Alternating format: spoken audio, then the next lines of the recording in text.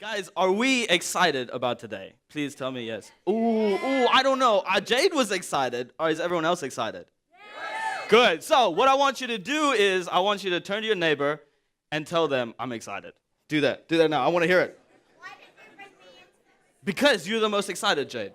Okay, and what I want you to do now is I want you to turn to your other neighbor and I want you to say, welcome to Generation Me, We.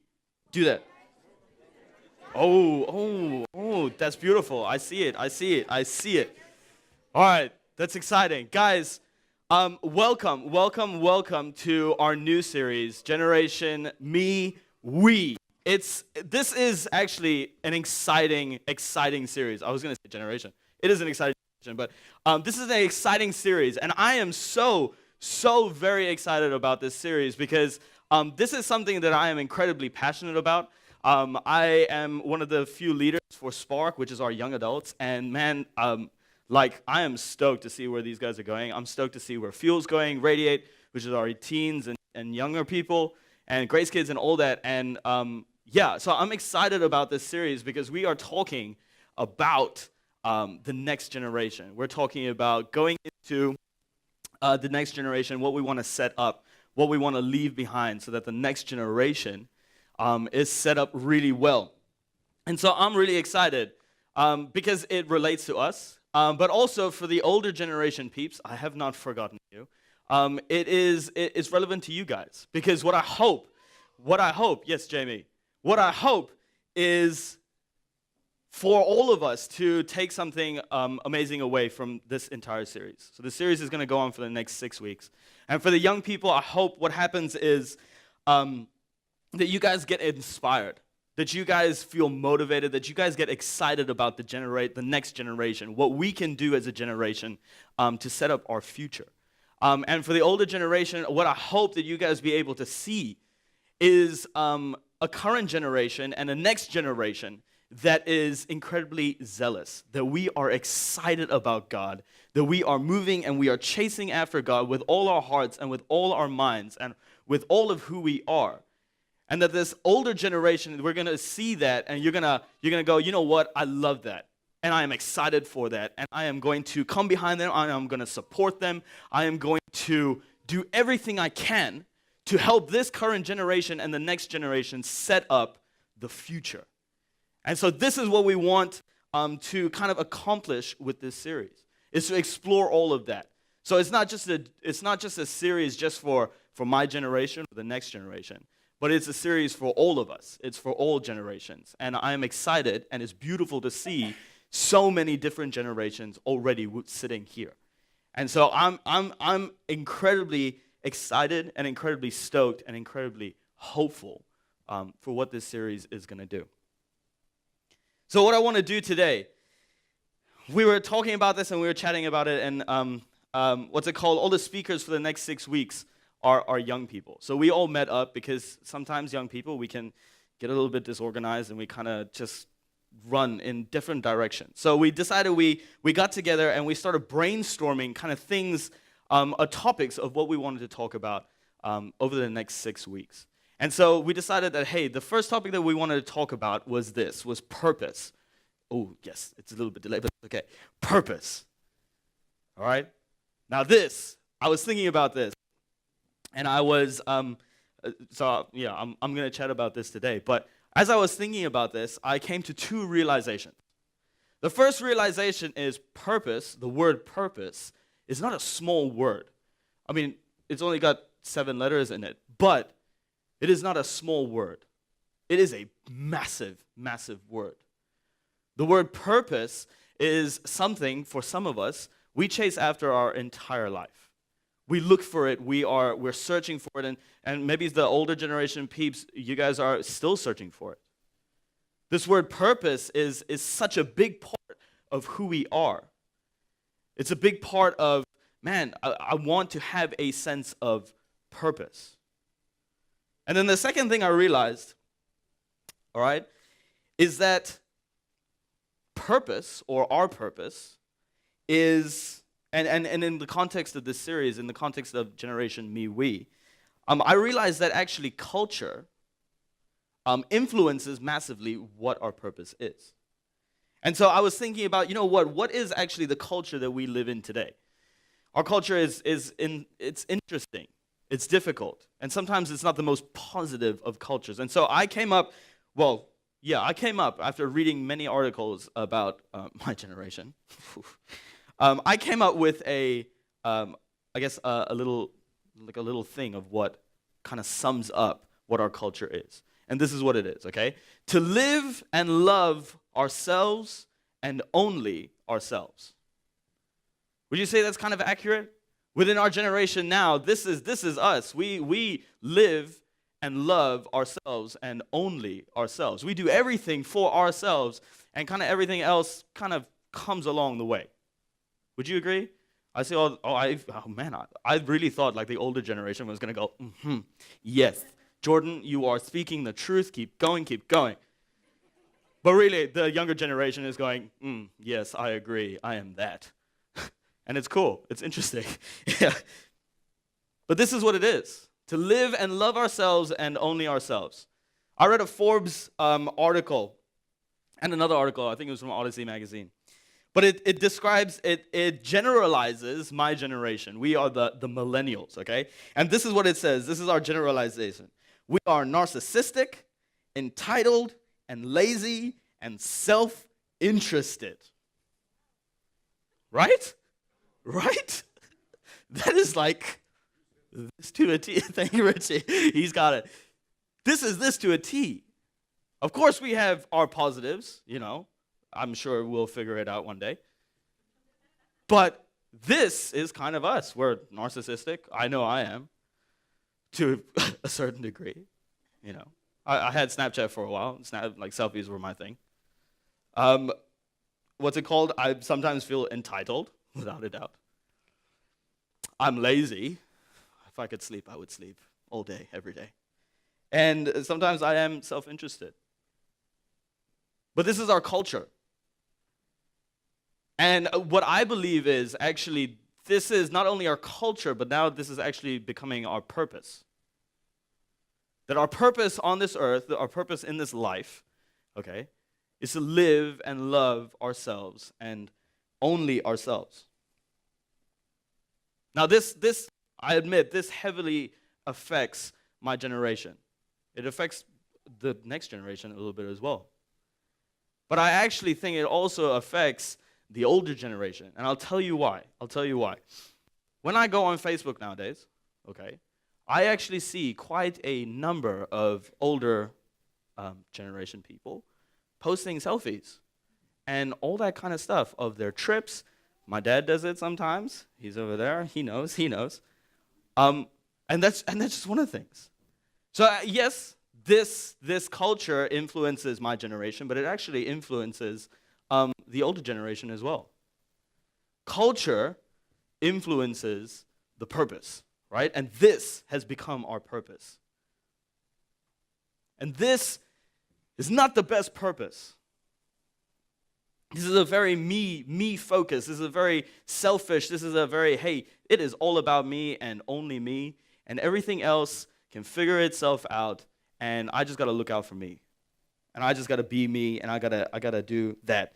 I read another article, all right, that I think that kind of feeds into this, and it's actually incredibly sad, because this is what the article said, okay? It described my generation as the generation who will leave our children worse off than we are. How sad is that, man? We are a generation that is going to leave our children worse off than we are. And I'm going to go a step further and say that actually it's not just my generation, okay? It's the older generation that has a part of it as well. We can't take all the blame. It's actually like a young adult passing on the blame. But we are not the only ones. Yes, we have a massive part of it, but we're not the only ones. And this is actually my fear. This is actually my fear. This is my big fear, or one of my big fears. That this purpose that we have because of our culture is what we're going to leave behind for the next generation. That they're going to be actually worse off than we are. That when we are the older generation, when we are, not important, but the older generation, that we're going to see this and go, why didn't we do anything about it? Why didn't we do anything to help it? Why didn't we do anything to change it? And my fear is this, but it's also the fact that because this is our purpose, to live and love ourselves and only ourselves, placing our purpose, we start placing this, all right, above everything else, but we start feeding it with things that actually aren't healthy. For example, right, if we are to live and love ourselves and only ourselves, one of the best ways I can do that is by gaining Instagram followers and having a certain amount of likes monthly, right? I want 5,000 likes, and I want to increase my Instagram followers by 500 every single month. And this is my purpose. This is what I was created to do. This is what I was put on this earth to do, was to grow my Instagram followers. But what happens when we don't? What happens when we are unable to reach that? We fall. And then we go, well, what is my purpose? What is my purpose? For some of us, it's actually money. It's money and status and power and all of that kind of stuff. And so, hey, I'm living and loving myself and only myself. And the best way I know how to do that is to gain as much money and as much power and as much status as possible. And I'm going to set myself up in the best way, and everything else can figure it out. But what happens when we don't? What happens when we don't make as much money as we thought we would?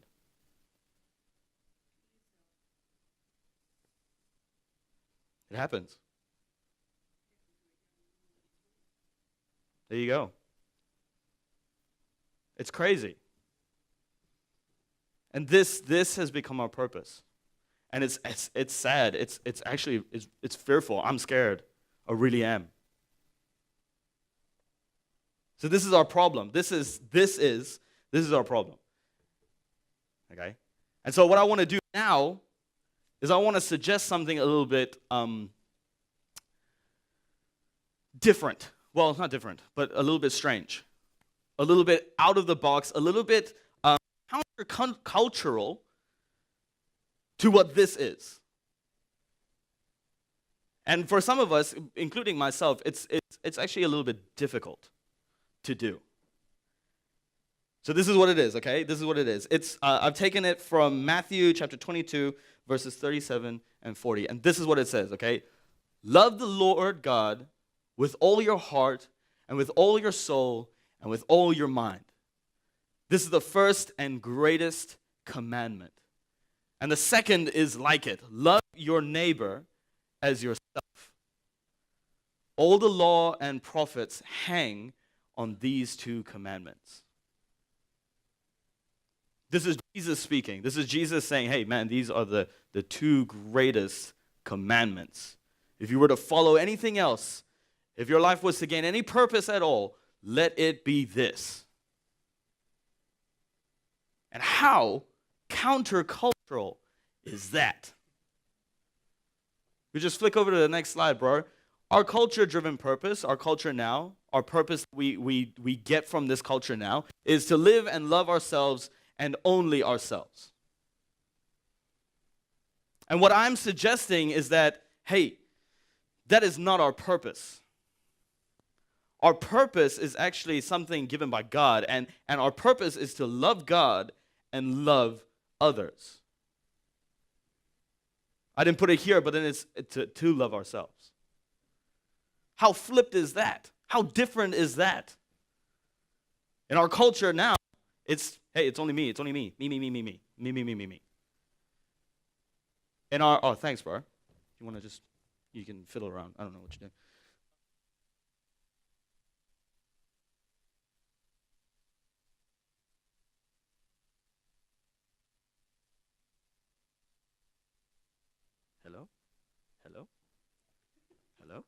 Yes. Okay, cool. God's purpose is to love God, love others, and then ourselves. It's flipped. It's weird. It's different. It's countercultural. It's like, oh my goodness, what is going on? No. Our whole thing is about loving ourselves first and then everything else. And here, what I'm suggesting is, hey, this purpose, this actual purpose, is to place ourselves last. It's actually to love God and love others first. What if that is our purpose? What, actually, if we did that, what would that look like in our world? How different would our world look? What would it be like? We aren't the first generation. We aren't the first culture to go through something like this. We aren't, sadly. I mean, yeah, sadly. Because in the Old Testament is a book within the Bible, and it was written thousands and thousands of years ago. But within this Old Testament is a book called Daniel. Okay? For some of us who have heard the story of Daniel in the lion's den, for some of us we have no idea who Daniel is, and that's all right. But Daniel is a book found in the Old Testament, and the book of Daniel, I read it for the first time in a long time this week, and I realized, man, that story is so closely related to our culture and our story today. Because this is what it was. To give you guys context, in the book of Daniel, right, the Babylonians, right, they came and they basically destroyed Israel. They basically destroyed Israel, and they took the Israelites and they took them to Babylon and all that kind of stuff. And what happens is, sorry, I'm getting like ahead of myself. And so when we first meet Daniel, he is a teenager. He's like the up-and-coming generation. He's the current generation. Okay?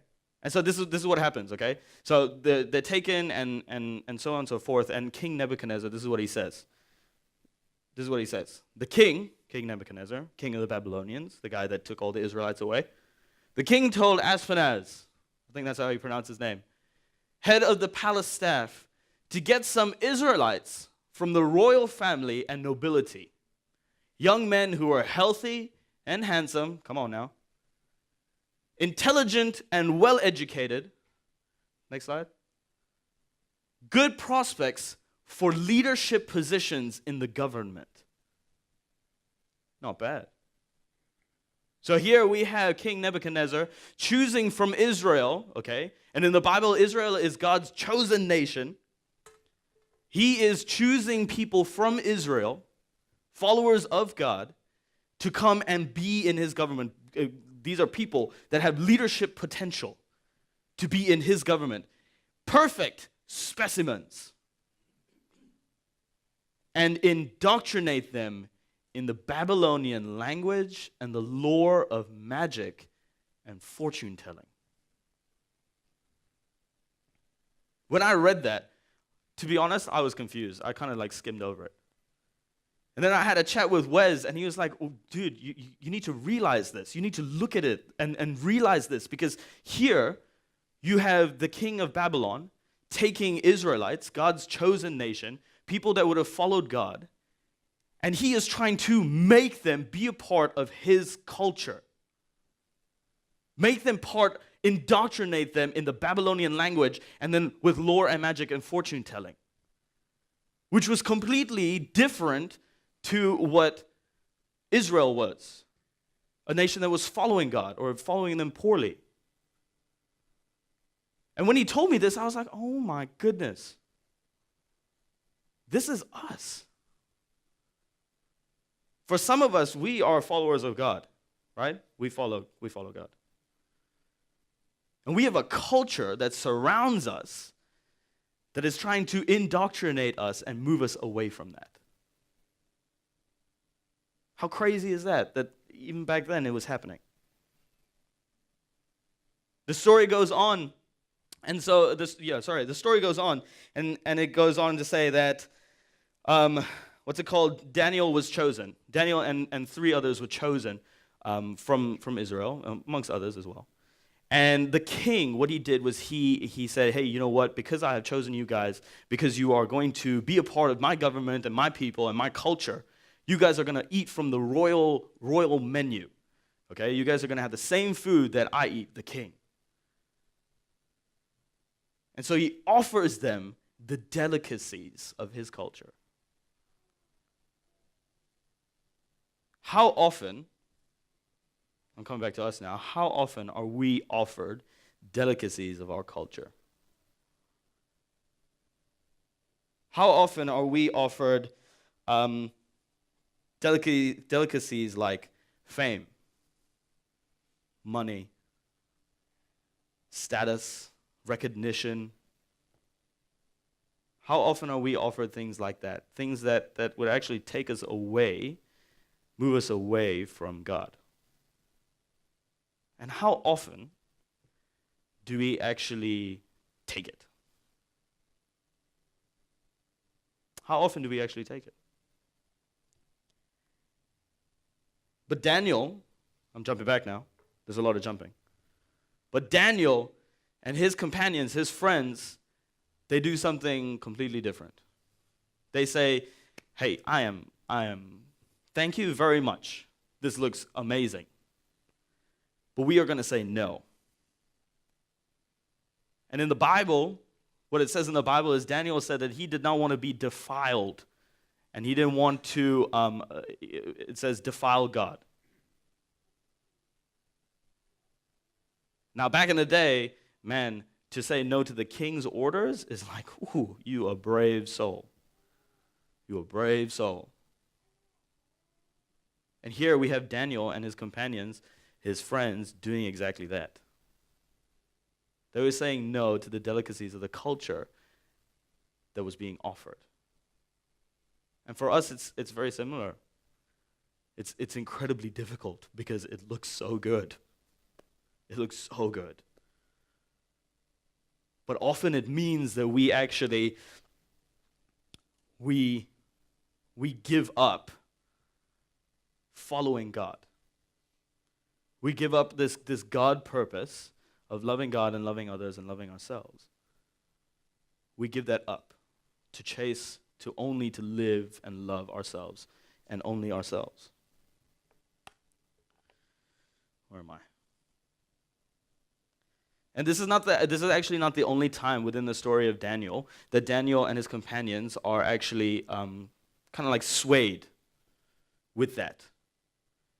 There are multiple times within the book of Daniel where Daniel they called upon him, which is another interesting fact. They called upon him and they said, hey, if you do this, we're going to give you riches and we're going to give you land and we're going to give you titles and you're going to live like a king, basically. And Daniel's like, I'm okay, I'll do it, but I don't want any of that. I will not, my purpose is not to gain that. My purpose is to reflect God. My purpose is to love God, and through that is to help. And the interesting thing is that, Daniel, he, in the beginning of this, he's only a teenager. He's a young person. He is a young person. A newbie in the generation, whatever it may be. And here we have him saying, no, I am not going to be swayed by this culture because I know my purpose. I know my purpose. And because even though he denied something as small as that food, right, and denied other things later on in life, he actually gained a lot of influence. It got to a point where kings, three different kings, 3 generations of kings and rulers and big-time people within the Babylonian culture were coming to Daniel, a person that didn't even believe in their gods or believe in their culture, and they were going, Daniel, we have no idea what to do. We have no idea what to do. Please give us your wisdom and your guidance. And it started by Daniel denying being swayed by that culture, by something small. And sometimes that is the same for us. Sometimes we need to say, hey, no, it's okay. It might be something small. It might be something massive. But what we gain from that is influence. What we gain from that is an opportunity. And that's what Daniel did. And he took those opportunities multiple times to reflect God first, to love God first, and then be used by him to lead that generation, to lead that culture. So for me, Daniel is incredibly inspiring. Incredibly inspiring. He was this boy. He was this boy that didn't succumb to culture, to the culture that surrounded him. And it's amazing, okay? I'm pretty sure I wrote it down here because I want to get this right. No, I didn't write it down. But what if we could do that?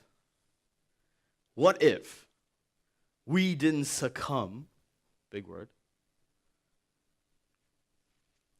to the culture around us, to the culture and the purpose of to live and love only ourselves and only ourselves?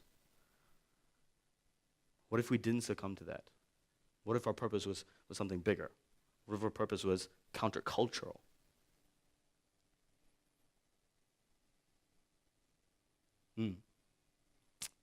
I've said here, look, I'm actually inspired by Daniel.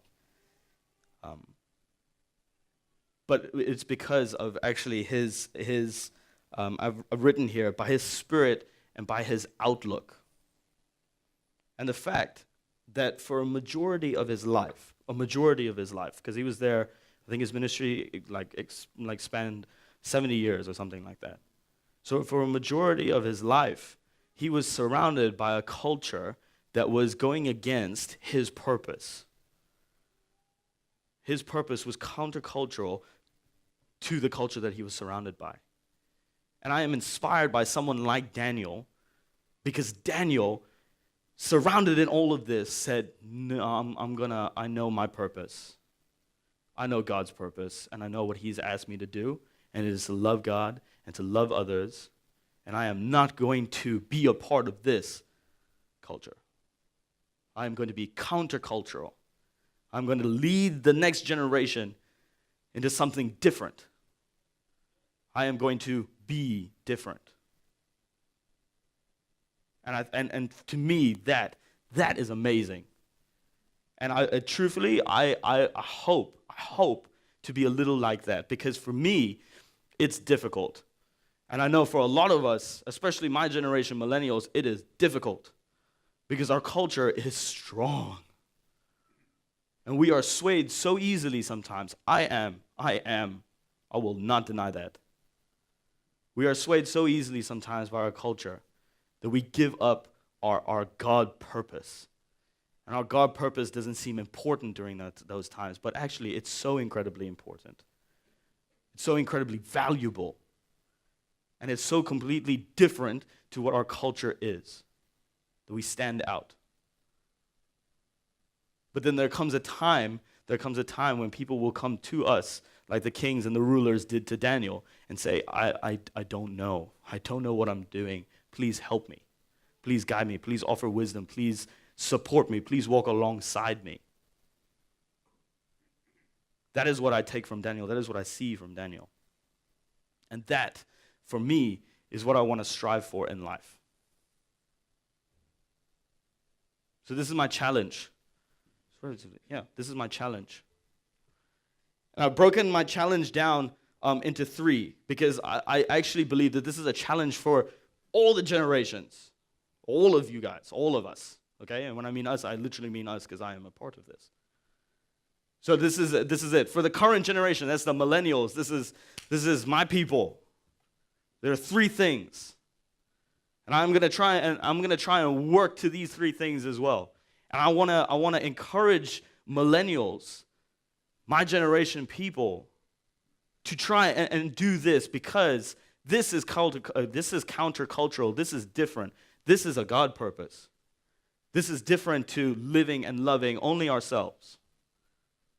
So the first thing is to wholeheartedly and unashamedly chase God.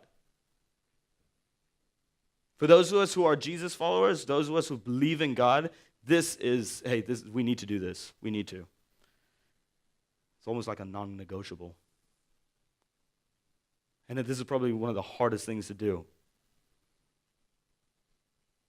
So that's one of them. To love God with all our hearts and all our mind and all our soul, it's another thing. It's also difficult because it doesn't make sense sometimes. And this is something that everyone can do, whether we believe in God or not, is to love our neighbors as ourselves. Because we know within this world, we don't do a lot of that. So what I'm saying is, what if we did that? What does that look like? What does our culture, how does that shift? How does that change if we do that? So this is for my generation. This is the millennials. These are the current gen. The next one, the previous gen. Yay. I have not forgotten you guys.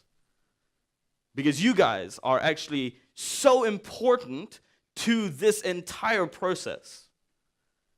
You guys are actually so valuable to this entire process because you have what sometimes we lack, and that is wisdom and experience. And trust me, we lack at times in those areas. So this is what I'm asking for the previous generation. Hey man, support us. Support us. Walk alongside us. Come behind us and support us and say, hey, you know what? I see this is happening. This is my wisdom. And then, okay, cool. Don't turn a blind eye. Don't turn away from this generation. Because the second one is, hey, you are much a part of this culture as we are. It might be our turn to kind of like, okay, set up the next generation. But you are still part of this. And you have as much say of what goes on as we do. Because what you say has as much impact on the next generation as what we say. Because you are still a part of this culture. You are still a part of it. So don't turn a blind eye. Don't turn away. Don't say, hey, they've got it now. Let them deal with it. Support us. And millennials, like my generation, current generation, don't be arrogant. Take it sometimes. Work alongside people. And then the last one is the next generation. I don't know if there are any next generation people in here, but this is something that we can all pay attention to. Okay? Culture is ever changing. This culture that we are in will change, it will adapt, it will be different to what the next generation's culture might be. Don't let your purpose be defined by your culture. Because if we let our purpose be defined by our culture, if we let the next generation think that their purpose is defined by the culture that surrounds them, they are going to be as lost as we are. They're going to struggle as much as we do sometimes. And then they're going to leave the next generation worse off than they are. So don't let your purpose be defined by your culture.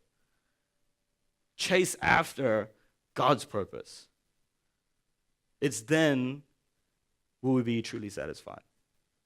When we chase after a culture-driven purpose, we actually might be we might be satisfied. We might do things and have things that are like, ooh, I'm very satisfied right now. But we will never be truly satisfied.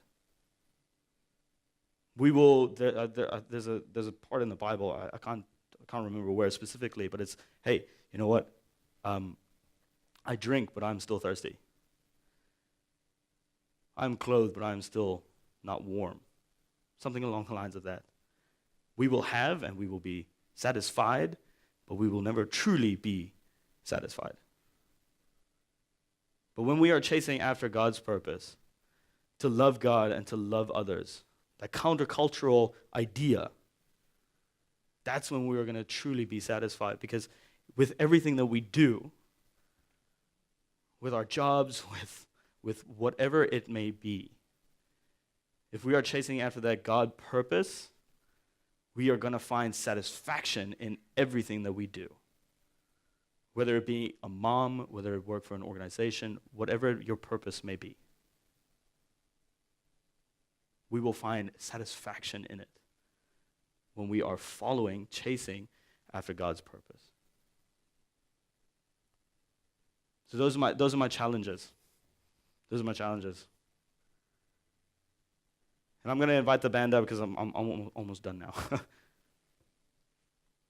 But throughout this, it seems a little bit negative and a little bit positive. There are good things and there are bad things. But I just want to say that I am actually incredibly, incredibly, incredibly hopeful. And I am incredibly stoked for what we can do as a current generation, as the previous generation, in setting up the next generation. I am excited and I am so grateful to be a part of this. Because we are literally setting up the future. And we are all a part of it. So I am incredibly excited. Just know that, okay? If my excitement was enough for you guys, let it be enough. But I am excited and I am hopeful and I am ready for what we can do to set up the next generation. All right, let me pray. God, we are incredibly lucky to have a God like you. We are incredibly blessed to have a God like you, a God that loves us, a God that inspires us to do so many things, a God whose purpose is so countercultural that it's crazy to think about. It's even crazier to do. And God, I just pray that as we explore over the next 6 weeks, as we look at the next 6 weeks, as we think about this, as we kind of chase after your purpose, that you'd actually be with us, that you'd actually give us strength. Because our culture is so difficult at times. Our culture sways us a lot, and it gets a little bit difficult to follow your purpose. But so many of us know, and so many of us are finding out, hopefully, that your purpose is amazing, and it is strong, and it is good, and it is the way that we are going to set up the next generation. God, I am extremely hopeful for what we can do as a current and previous generation now to set up this next generation coming up in a way where they are going to chase after you with so much passion and with so much heart, that they are going to love you like never before. And I am so excited for that. And I am so grateful that I get to be a part of that.